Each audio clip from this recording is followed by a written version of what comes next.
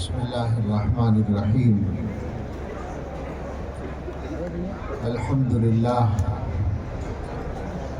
نحمده ونستعینه ونستغفره ونؤمن به ونتوکل علیہ ونعوذ باللہ من شرور انفسنا ومن سیئات اعمالنا من يهده الله فلا مضل له ومن يضلله فلا هادي له ونشهد أن لا إله إلا الله وحده لا شريك له ونشهد أن سيدنا ونبينا ومولانا محمدا عبده ورسوله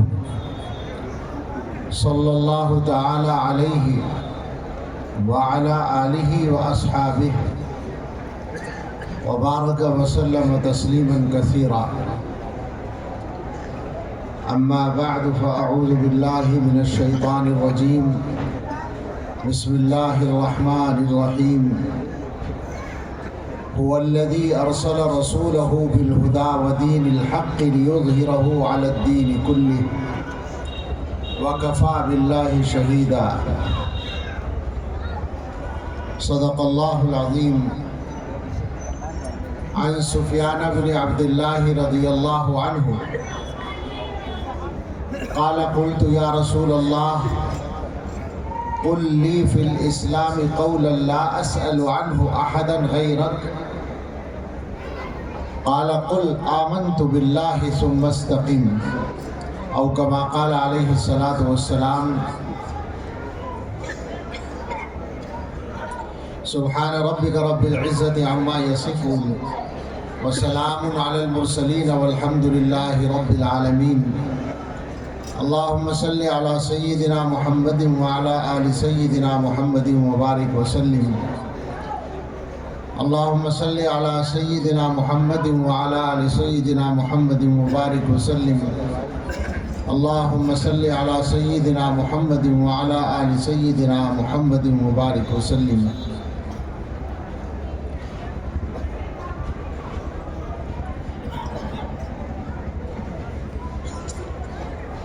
تاریخ نے پوچھا اے لوگو یہ دنیا کس کی دنیا ہے؟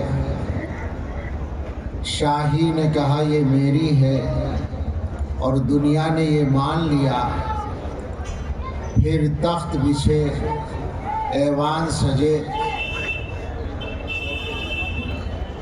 پھر تخت بچھے ایوان سجے، گھڑیال بجے دربار لگے، تلوار چلی اور خون بہے، انسان لڑے انسان مرے۔ دنیا نے آخر شاہی کو پہچان لیا۔ تاریخ نے پوچھا پھر لوگوں یہ دنیا کس کی دنیا ہے؟ دولت نے کہا یہ میری ہے، اور دنیا نے یہ مان لیا۔ پھر بینک کھلے، بازار جمے بیوپار بڑھے، انسان لٹے انسان بکے، آرام اڑے سب چیخ اٹھے۔ دنیا نے آخر دولت کو پہچان لیا۔ تاریخ نے پوچھا پھر لوگوں یہ دنیا کس کی دنیا ہے؟ محنت نے کہا، کمیونسٹ نظام، محنت نے کہا یہ میری ہے، اور دنیا نے یہ مان لیا۔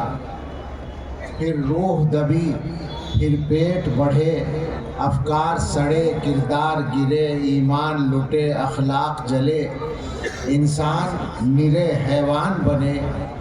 دنیا نے آخر محنت کو پہچان لیا۔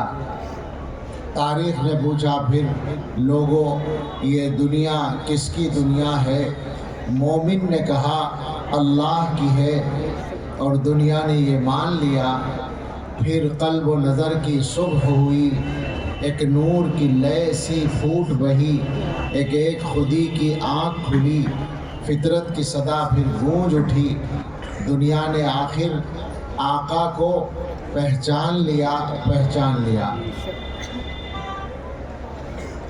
دنیا میں اللہ تعالیٰ کو پہچان لینا اور اللہ کی بندگی اختیار کر لینا یہ دنیا میں آنے کا انسانوں کا اصل مقصد ہے، لیکن اللہ رب العزت نے انسانوں کو دنیا میں چونکہ آزمانے کے لیے بھیجا ہے، اس لیے ایک مخالف طاقت کو ساتھ بھیجا جس کو ہم شیطان یا ابلیس کے نام سے جانتے ہیں۔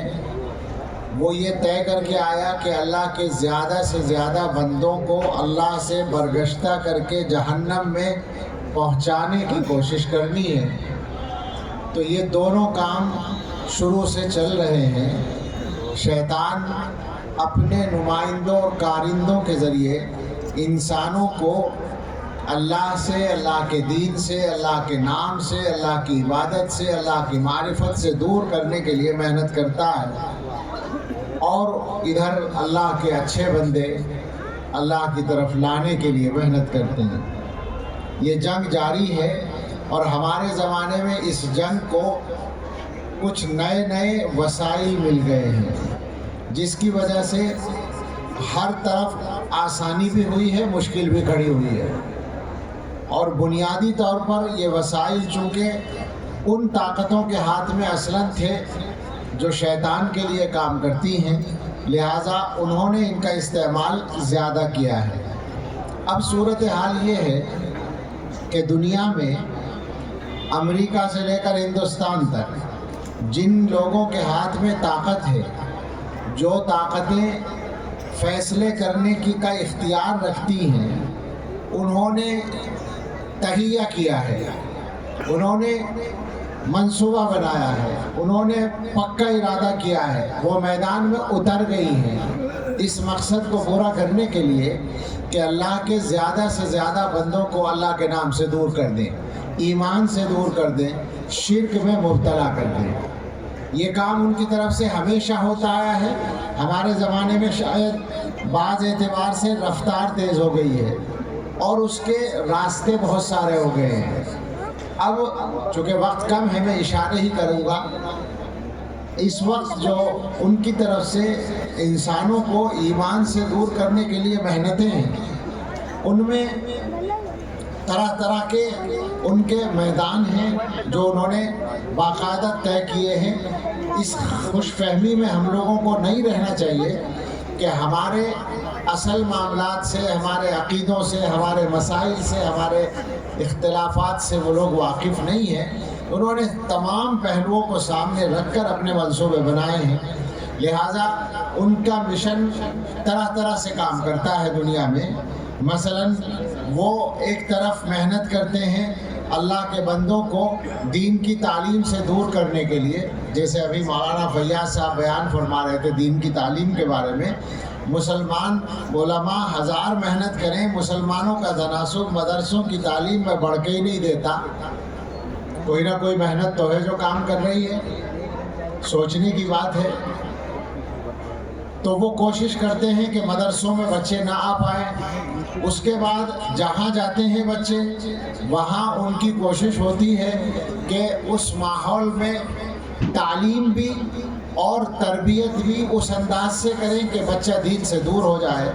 لہٰذا واقف کار حضرات جانتے ہیں کہ اس وقت یونیورسٹیوں میں، کالجوں میں اور تمام تعلیم گاہوں میں بچوں کی ایک خاصی تعداد الحاد کے راستے پر چل رہی ہے، اور اعلیٰ تعلیم تک پہنچتے پہنچتے، ڈگری تک پہنچتے پہنچتے ان میں ایک قابل ذکر تعداد ایتھسٹ بن کر نکلتی ہے، ملحد بن کر نکلتی ہے۔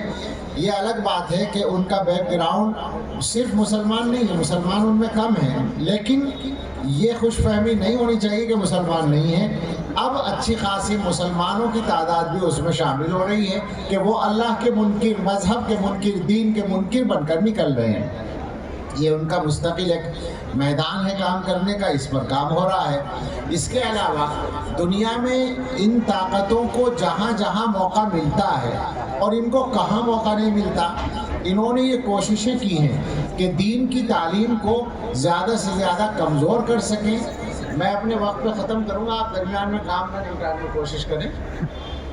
مجھے جو وقت دیا ہے آدھے گھنٹے کا، اسی میں ہوگا، آپ پریشان نہ ہو۔ یہ تمام ہوئی رکھو، بیچ میں ہلچل مت کرو۔ یہ بھی ایک بات ہوتی ہے کہ کوئی بات توجہ سے نہ سننے پائیں. تو جہاں جہاں ان طاقتوں کو موقع ملا انہوں نے دین کی تعلیم کا راستہ روکنے کے لیے قانون تک بنائے ہیں.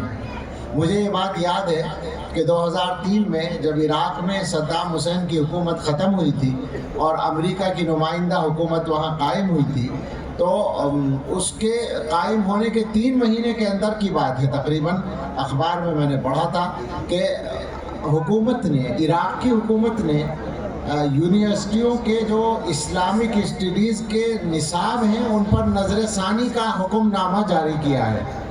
یعنی گویا صدام حسین جیسے بیچارے آزاد شخص کے دور کی یونیورسٹیوں میں جو کچھ اسلام پڑھایا جا رہا تھا وہ بھی برداشت نہیں تھا، اس کی بھی کٹوتی کرنے کے لیے آرڈر جاری ہوا تھا. یہ ایک مثال ہے، اور کم سے کم 10 ملکوں کے نام لیے جا سکتے ہیں، مسلم ملکوں کے، ضرورت نہیں ہے یہاں نام لینے کی، جن میں باقاعدہ نصاب پر اسی طرح سے امریکہ کی سربراہی میں غور ہوا ہے اور وہاں نصاب میں کٹوتی کی گئی ہے دینی تعلیم کے نصاب میں.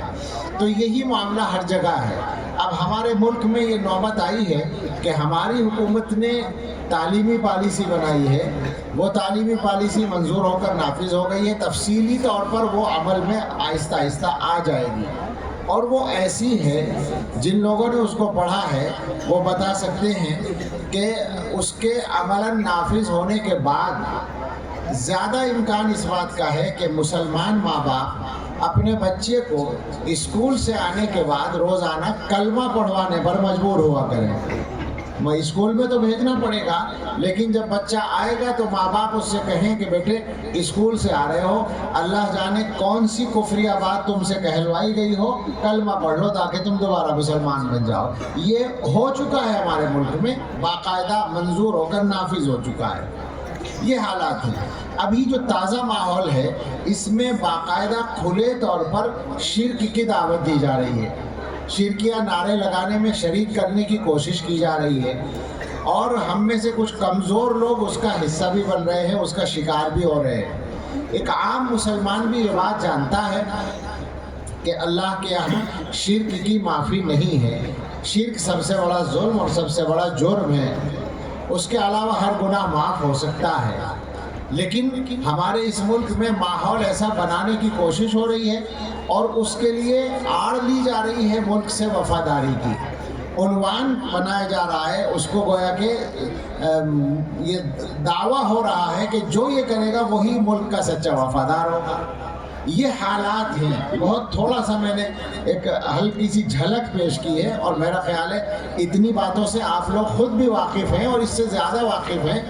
یہ حالات ہیں.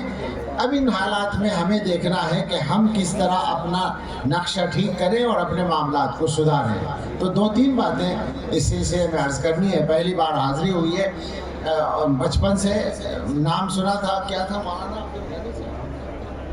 عبدالغنی صاحب کا رسالہ تھا اصول حدیث میں، شاید میں نے بہت بچپن میں 10-12-15 سال کی عمر میں وہ رسالہ پڑھا تھا، تو اس میں زید پور کا نام مولانا کے نام کے ساتھ پڑھا تھا.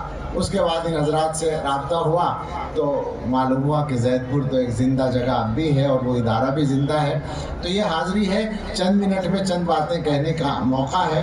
تو ایک گزارش تو یہ ہے کہ ہم سب مسلمان، یعنی یہ صرف آپ سے نہیں ہے بلکہ تمام ہندوستان اور تمام دنیا کے مسلمانوں کا یہی معاملہ اور یہی مشن ہونا چاہیے. تو بالکل صاف لفظوں میں یہ بات سمجھ لیں ہم، اور اس بارے میں اگر کسی کے دل میں کوئی تردد ہو یا ڈر ہو یا کنفیوژن ہو اس کو دور کر دے، اور بالکل بے تکلفی کے ساتھ یہ بات واضح طور پر دل میں بٹھال بھی لیں اور اپنی زبانوں سے بھی کہیں اور اپنے عمل سے بھی ثابت کریں کہ متعین طور پر ایک مشن ہے، مسلمان جینا ہے، مسلمان مرنا ہے. یہ تو ایک بات ہے اور یہی اصل بات ہے. باقی سارے کام اسی کے لیے، اس مقصد کے لیے بچوں کو پڑھانا بھی ہے، یہ مدرسے بھی چلانے ہیں. دنیا کی طاقتوں کو یہ پتہ ہے کہ مسلمانوں کے ایمان پر جینے اور ایمان پر مرنے کا جو سرچشمہ ہے وہ یہ مدرسے ہیں. بنیادی اصل چیز یہی ہے، باقی سب اس کی شاخیں ہیں. تو ان کا بہت زمانے سے یہ نشانہ ہے، اور ہم ڈرتے ڈرتے یہ بات کہہ سکتے ہیں، اللہ سے بھی ڈرتے ہیں حالات سے بھی، اور اللہ سے پناہ مانگتے ہیں آزمائش سے، لیکن یہ بات کہنے میں کوئی برائی نہیں ہے کہ نہ جانے وہ طاقتیں اپنے مشن میں کب کامیاب ہو جائیں۔ ان کا مشن چل رہا ہے، انہوں نے مدرسوں کو ہر طرح سے نکو بنانے کی کوشش کی ہے، بدنام کرنے کی کوشش کی ہے، اور باقاعدہ ایسا بنا دیا ہے جیسے مدرسہ بھی کوئی عام چیزوں سے ہٹ کر، انسانی ضرورتوں سے ہٹ کر کوئی غیر ضروری کام اور غیر مناسب کام ہوا، حالانکہ اس سے زیادہ ضرورت کا کوئی کام نہیں ہوتا۔ کسی بھی قوم کے لیے ہم بے تکلف کہیں گے، اپنے بھائیوں سے کہیں گے کہ آپ بھی تو اپنے مذہب کی تعلیم جاری رکھنے کے لیے اس کے ادارے بناتے ہیں، اسی طرح ہمیں اپنے بچوں کو دین سکھانے کے لیے ادارے بنانے کی ضرورت ہے، یہ ہمارا حق بھی ہے اور ہماری ضرورت بھی ہے۔ لیکن انہوں نے باقاعدہ اس کو ایسا جرم، ماحول میں جرم کے انداز سے پیش کرنے کی کوشش کی ہے۔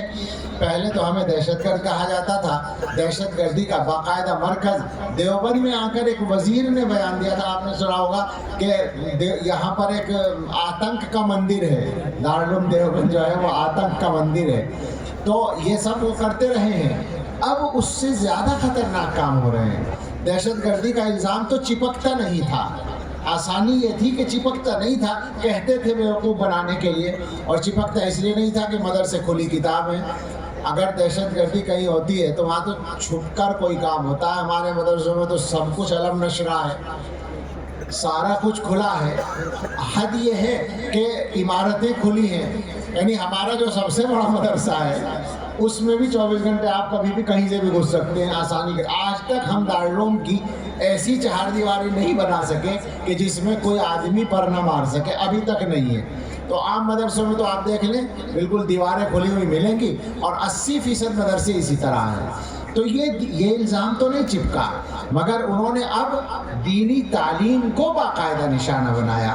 وہ ذمہ داری کے ساتھ تو یہ بات کہتے ہیں ان کے ذمہ دار لوگ کہ قرآن حدیث پڑھانے میں ہمیں کوئی اعتراض نہیں ہے، مگر ان کے مفکرین کیا کہیں ان کو، ان کے مقررین، ان کے پروپیگنڈسٹ جو ہیں آج کل، وہ اس پر محنت کر رہے ہیں کہ قرآن و حدیث سے دہشت گردی سکھائی جاتی ہے، اس کو وہ ثابت کرنے کی کوشش کرتے ہیں، اور باقاعدہ حوالوں سے ثابت کرنے کی کوشش کرتے ہیں، اور ہم لوگوں کو زیادہ پتہ نہیں ہے، لیکن ان کے یہاں باقاعدہ ہماری پوری تاریخ اور ہمارے تعلیمات، ہمارا پورا نصاب، اس سب پر اسٹڈی ہو رہی ہے، اور وہ ان کے ہاں وہ کیا کر رہے ہیں، ہم ہی کر رہے ہیں۔ ظاہر ہے ہم میں کچھ بکاؤ مال بھی تیار ہوتا ہے، وہ بکاؤ مال ان کے کام آ رہا ہے، تو حالات اور زیادہ سنگینی کی طرف چلے گئے ہیں۔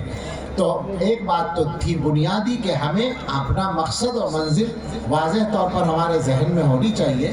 دوسری بات، اپنے ملک سے، ملک کی طاقتوں سے، حکومت سے اور برادران وطن سے، برادران وطن کا لفظ ہم مسلمان سمجھتے ہوں گے، ہندو بھائیوں سے صاف لفظوں میں ہم ایک بات کہتے ہیں کہ آپ ہندوستان کے معاملے میں ہمارے کردار کو دیکھ کر پریشان نہ ہو، اس لیے کہ ہمارا کردار اس معاملے میں بھی آپ سے اچھا ہے۔ یہ ہمارا دعویٰ ہے، اور ہم اس کو پورے یقین کے ساتھ کہہ رہے ہیں۔ اس ملک سے اگر کسی نے کبھی کوئی بے وفائی کی ہوگی، ہمارے ایک آدمی نے کی ہوگی تو آپ کے 50 لوگوں نے کی ہوگی، اور ہم نے کبھی اس کا ساتھ نہیں دیا۔ ہم اس کو اعلان کے ساتھ کہتے ہیں کہ ملک کو جو نقصان پہنچائے، اس کا نام کچھ بھی ہو، وہ مسلمان ہو یا ہندو ہو، اس کو سزا ملنی چاہیے۔ ہم آپ سے بلکہ مانگ کرتے ہیں اس بات کی کہ آپ اس معاملے میں مذہب کے اعتبار سے فرق نہ کیا کریں۔ آپ تو کمزوری دکھاتے ہیں، ملک کے معاملے میں ہمارا کردار کھلی کتاب ہے۔ ہندوستان کے ساتھ وفاداری یا ہندوستان کو صحیح رکھنے کی کوشش یا اس کو نقصان نہ پہنچانا، یہ آپ کی وجہ سے نہیں ہے، ہمارے مذہب کی تعلیم ہے۔ ہمارے خدا نے یہ حکم دے رکھا ہے کہ جس ملک میں رہتے ہو اور جس کے ساتھ تمہارے وعدے ہیں، ان وعدوں کو پورا کرنا ہے اور اس ملک کے ساتھ وفاداری کرنی ہے۔ تو ہم جتنے اچھے مذہبی ہوں گے، ہمارے ہندو بھائی سمجھ لیں جو مسلمان جتنا زیادہ اچھا مذہبی مسلمان ہوگا اتنا اچھا وہ ہندوستانی بھی ہوگا. اور جو لوگ آپ کی خوشامد کے طور پر آپ کے نعروں میں شریک ہو جائیں اور آپ کے کہنے سے شرکیاں باتیں کہنے لگیں، آپ ان پر کبھی اعتماد نہ کریں. جو اپنے دین کا نہیں ہوا وہ آپ کا بھی نہیں ہوگا. صاف بات ہے یہ. بالکل اس کو سمجھنے کی ضرورت ہے. ہماری حکومت بھی سمجھے اور ہندو بھائی بھی سمجھے. اور اپنے مسلمان بھائیوں سے کہنا ہے کہ احساس کمتری کا شکار نہ ہو، مایوسی کا شکار نہ ہو اور جذباتیت کا شکار نہ ہو. بالکل کسی کے نعروں میں اور بہکاوے میں بھی نہ آئیں، لیکن مایوس نہ ہو. بالکل مسئلہ کیا ہوتا ہے، ڈر لگتا ہے جان کے لیے، ڈر لگتا ہے کاروبار کے لیے، یعنی جان اور مال کے بارے میں ڈرتے ہیں ہم. لیکن آپ ہمیں ایک بات بتائیں، آپ اور ہم مسلمان ہیں، کیا ہمارے عقیدے کا یہ حصہ نہیں ہے کہ جو روزی مقدر ہے وہ مل کے رہتی ہے؟ تو کون ہماری روزی کو کم کر دے گا؟ سوچیں اس بات کو. دوسری بات، موت ایک ہی بار آتی ہے، نہ وقت سے پہلے آتی ہے نہ مؤخر ہوتی ہے. یہ بھی تو ایمان کا حصہ ہے. تو جان کے بارے میں کیا ڈرنا ہے؟ وہ تو ایک ہی دفعہ مرنا ہے. جب مرنے کا وقت آ جائے گا تو کوئی ہمیں بچا نہیں سکتا، اور اگر وقت نہیں آیا ہوگا تو گولیوں کے سامنے بھی بچ جائیں گے. کیسے لے لے گا کوئی جان؟ تو جان اور مال کے مسئلے میں پریشان ہونے کی ضرورت نہیں ہے، اور جان اور مال بچانے کے لیے ایمان کو خطرے میں ڈالنے کی ضرورت نہیں ہے. بالکل بے فکری اور بے خوفی کے ساتھ یہ طے کر کے رکھیں کہ ہمیں اپنے ایمان کو بچانا ہے، ہمیں جنت میں جانا ہے، اور اپنے بچوں کو اور نسلوں کو جنت میں پہنچانے کا انتظام کرنا ہے. شیطان کے کارندے محنت کر رہے ہیں ہمیں اس راستے سے ہٹانے کے لیے. اس راستے پر جمنے کے لیے ہمیں تھوڑا سا اپنے کردار کو بھی بدلنے کی ضرورت ہے. ہم جس طرح کی زندگی گزار رہے ہیں، ایسی زندگی کے ساتھ دنیا کے فتنوں کا مقابلہ کرنا بہت مشکل ہے. آپ غور کریں، مسلمانوں کی اکثریت کم سے کم 90% بے نمازی ہے، اور تقریباً اتنی ہی اکثریت قرآن سے ناواقف ہے، قرآن پڑھی ہوئی نہیں ہے. مولانا تو بات کر رہے تھے حافظ ہونے کی، میں ناظرے کی بات کر رہا ہوں کہ ناظرہ پڑھنے والے جو ہیں اکثریت وہ بھی نہیں ہے. اکثریت قرآن کے الفاظ پڑھنا نہیں جانتی ہے.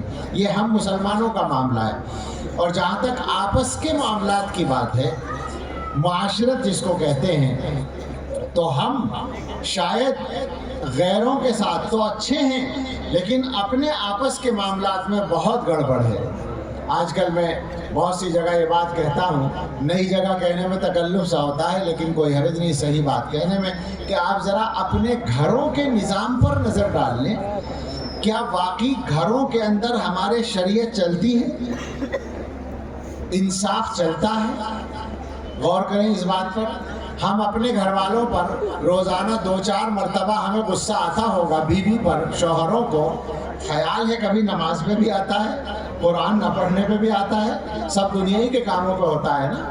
گھروں کے اندر جو لوگ رہتے ہیں ان میں اگر آپ بڑی عمر کے آدمی ہیں اور آپ کا بیٹا اور بہو ہے، تو یاد ہے آپ کو کبھی کہ آپ نے بیٹے کے مقابلے میں بہو کی حمایت کی ہو؟ اگر بیٹے اور بہو میں بگاڑ ہے تو ہمیشہ آپ کا بیٹا صحیح ہے، بہو غلط ہے. اور بیٹی اور داماد میں بگاڑ ہے تو ہمیشہ بیٹی صحیح ہے، داماد غلط ہے. اس کو انصاف کہتے ہیں؟ یہ تو انصاف نہیں ہے. یہ تو اللہ کے رسول صلی اللہ علیہ وسلم نے ہمیں نہیں سکھایا. یہ زندگی تو مسلمان کی نہیں ہے. سوچنے کی بات ہے. ہمیں اپنے آپ کو ٹھیک کرنا ہوگا، اپنے آپ کو بدلنا ہوگا. یہ یقین رکھیے کہ دنیا کے حالات تو اللہ کے ہاتھ میں ہیں. ان القلوب بین اصبع الرحمن یقلبها کیف یشاء. اللہ کے ہاتھ میں سب کے دل، اللہ تعالیٰ جس طرح چاہتے ہیں پلٹ دیتے ہیں. یہ حالات اعمال کے پیچھے چلتے ہیں، اصل حالات وہ نہیں ہیں جو دنیا میں پیش آ رہے ہیں.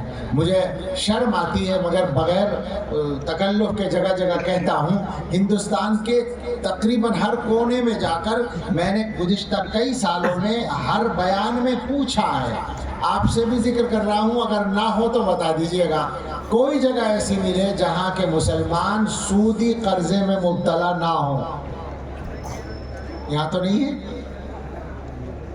شرم آتی ہے، کہیں بھی نہیں میں جواب نہیں ملتا. اور قرضہ دونوں طرح کا، بینکوں کا بھی اور وہ سوسائٹیاں چل رہی ہیں قرضہ دینے کے لیے، جو عورتوں کو اپنی سوسائٹی کا زیادہ ممبر بناتے ہیں اور اس کے بعد جو کچھ ہوتا ہے وہ بیان کے لائق نہیں ہے۔ اسی ملک کے اندر یہ بھی سروے ہے موجود کہ تناسل کے اعتبار سے، آبادی کے اعتبار سے نشہ مسلمانوں میں زیادہ ہے دوسروں سے۔ آپ سوچیں ذرا، ہم کبھی کبھی ہمیں خیال آتا ہے کہ حکومت ہمارے ہاتھ میں ہونی چاہیے تھی، یا کبھی یہ خیال آتا ہے کہ اللہ کی مدد آنی چاہیے تھی۔ ایسے کردار والوں کے لیے نہ اللہ کی مدد آتی ہے نہ ان کو حکومت دی جاتی ہے۔ حکومت کرنے کے لیے اچھے آدمیوں کی، اچھے مسلمان، کافروں کے لیے شرط نہیں ہے، یہ مسلمانوں کے لیے شرط ہے کہ تمہیں طاقت جب ملے گی جب تم ڈھنگ کے مسلمان ہو، اچھے مسلمان ہو گے۔ اپنے آپ کو بدلنے کی ضرورت ہے، اپنے اللہ سے اپنا تعلق صحیح کرنے کی ضرورت ہے۔ اور ایک حدیث سنا کر میں بات ختم کروں، ذہنوں میں یہ بات بٹھائیے کہ ہم دین کے محتاج ہیں۔ عام طور پر ہم مدرسوں کے جلسوں میں جاتے ہیں اور یہ مدرسوں والے بیچارے اخلاق سے ملتے ہیں اور آپ کی ایک طرح سے خوش آمد کرتے ہیں، چونکہ چندہ بھی لینا ہوتا ہے آپ سے، حالانکہ چندہ بھی آپ کو خود ہی دینا چاہیے خوش آمد کر کے، اور احسان انہی کا ماننا چاہیے، مگر چل رہے ہیں بہت سارے کام الٹے یہاں یہ بھی چل رہا ہے۔ مدرسے والے آپ سے اس سے بات کرتے ہیں تو آپ سمجھتے ہیں کہ یہ ہمارے ضرورت مند اور محتاج ہیں، ذہنوں سے نکال دیں۔ اللہ بے نیاز ہے، اللہ کا دین بے نیاز ہے، اللہ کی کتاب بے نیاز ہے، دین کی تعلیم بے نیاز ہے، ہم محتاج ہیں۔ یہ ذہن سے نکال دیں کہ ان کو ہماری ضرورت ہے۔ ایک حدیث ہے جس میں باری تعالیٰ نے اپنی کچھ شان بیان کی ہے، اس کا صرف ترجمہ کروں گا، الفاظ شاید آ جائیں زبان پر برکت کے لیے۔ حضرت ابو ذر غفاری رضی اللہ عنہ کی روایت ہے، حضور علیہ السلام سے نقل کرتے ہیں، حضور علیہ السلام اللہ سے نقل کرتے ہیں، اللہ تعالیٰ فرماتے ہیں اپنے بارے میں، حدیث قدسی ہے گویا، یا عبادی انی حرمت الظلم علی نفسی وجعلتہ بینکم محرما فلا تظالموا، اے میرے بندو میں نے اپنے اوپر ظلم حرام قرار دے رکھا ہے اور تمہارے آپس میں بھی ظلم کو حرام کیا ہے، تو آپس میں ایک دوسرے پر ظلم نہ کیا کرو۔ اس کے بعد فرمایا یا عبادی کلکم ضال الا من ہدیتہ فاستہدونی اہدکم، اے میرے بندو تم میں سے ہر ایک گمراہ ہے سوائے اس کے جسے میں ہدایت دوں، تو مجھ سے ہدایت مانگو میں تمہیں ہدایت دوں گا۔ یا عبادی کلکم جائع الا من اطعمتہ فاستطعمونی اطعمکم، اے میرے بندو تم میں سے ہر ایک بھوکا ہے سوائے اس کے جسے میں کھانا کھلاؤں، تو مجھ سے کھانا مانگو میں تمہیں کھلاؤں گا۔ یا عبادی کلکم عار الا من کسوتہ فاستکسونی اکسکم، اے میرے بندو تم میں سے ہر ایک بے لباس ہے سوائے اس کے جسے میں لباس پہناؤں، مجھ سے مانگو میں تمہیں کپڑا دوں گا۔ اور اس کے بعد فرمایا یا عبادی لو ان اولکم وآخرکم وانسکم وجنکم کانوا علی اتقى قلب رجل منکم ما زاد ذلک فی ملکی شیئا، اگر تمہارے اول و آخر یعنی شروع سے آخر تک کے تمام انسان جو خربوں ہوں گے اور جنات اور زیادہ ہوں گے، سب کے سب مل کر تم میں سب سے بڑے متقی آدمی کی طرح بن جائیں، محدثین کے بقول حضرت محمد صلی اللہ علیہ وسلم کی طرح بھی بن جائیں، سارے انسان بنیں گے نہیں لیکن اگر بن جائیں تو اللہ فرماتے ہیں میری شان میں، میری بادشاہت میں کوئی ذرا سی بھی بڑھوتری نہیں ہوگی، میں پہلے ہی اتنا بڑا ہوں۔ اور اگر یہ سارے کے سارے مل کر کانوا علی افجر قلب رجل منکم، یہ سب کے سب بدترین نافرمان بن جائیں، محدثین کے بقول شیطان بن جائیں سب، تو فرماتے ہیں باری تعالیٰ ما نقص ذلک من ملکی شیئا، اس کی وجہ سے میری بادشاہت میں ذرا بھی کمی نہیں آئے گی۔ اور اس کے بعد فرمایا کہ یہ سب کے سب سارے انسان، یہ خربوں انسان اگر قاموا فی صعید واحد، ایک میدان میں کھڑے ہو جائیں اور ہر ایک اپنی خواہش کا سوال کرے کہ مجھے یہ چاہیے، وَأَعْطَيْتُ كُلَّ وَاحِدٍ مَسْأَلَتَهُ، اور جو مانگے، جو آدمی جو مانگے میں اس کو دے دوں، تو مَا نَقَصَ ذَلِكَ مِمَّا عِنْدِي إِلَّا كَمَا يَنْقُصُ الْمِخْيَطُ إِذَا أُدْخِلَ الْبَحْرَ، ان سب کو دینے سے میرے خزانے میں اگر کوئی فرق پڑے گا، اگر فرق کہو اس کو، تو وہ ایسا فرق ہوگا جیسے سمندر میں سوئی ڈال کر نکال لی جائے تو سوئی کے ساتھ کتنا پانی آئے گا اور اس میں فرق کتنا پڑے گا تم تصور کر سکتے ہو، ایسا فرق پڑے گا ساری دنیا کو دینے کے بعد۔ یہ اللہ کی شان ہے اور یہ اللہ کی عظمت ہے۔ اللہ کے دین کو اپنی ضرورت سمجھیے۔ اور یہ طے کر کے اٹھیے، جلسہ رسم نہیں ہے، یہ علماء آئے ہیں سفر کر کر کے اور علماء نے بیانات کیے ہیں۔ یہ مظاہر علوم کے بڑے اساتذہ حضرت مولانا غیور صاحب دامت برکاتہم ہیں، اور یہ جو میزبان ہی بنے ہوئے ہیں ہمارے اس وقت، اور ویسے آپ کے بھائی ہیں اور رفیق ہیں اور مشہور صاحب قلم ہیں حضرت مولانا مفتی ناصر الدین صاحب دامت برکاتہم، یہ بھی وہیں سے آئے ہیں، اور ہم بھی کچھ نہ کچھ چل کے ہی آئے ہیں، اور بھی علماء حضرت مولانا قاری ریاض صاحب مدذلہ اور دوسرے حضرات، تو کوئی رسم ادا کرنے کے لیے نہیں آئے ہیں۔ یہ مدرسوں کے جو جلسے ہیں ان کا مقصد کوئی نہ کوئی پیغام پہنچانا ہوتا ہے، اس پیغام کو ہضم کیجئے، اپنے دلوں میں اتاریے، اپنی زندگی میں اتاریے، عمل میں لائیے، اور کوشش کیجئے کہ جلسے سے ایک دن پہلے جو زندگی تھی کل کو وہ نہ ہو، کچھ نہ کچھ اس سے بہتر ہو چکی ہو، اور خاص طور سے اس مشن کے تعلق سے کہ ہمیں اس کی فکر کرنی ہے کہ خود بھی مسلمان جینا اور مرنا ہے، اور اپنے بچوں کے لیے بھی اس کا انتظام کر کے جانا ہے۔ اللہ تعالی ہمارے لیے یہ ساری ذمہ داری پوری کرنا آسان فرمائے، اور اللہ اس مدرسے کی حفاظت فرمائے اور ترقی عطا فرمائے۔ آمین۔ وآخر دعوانا ان الحمد للہ رب العالمین۔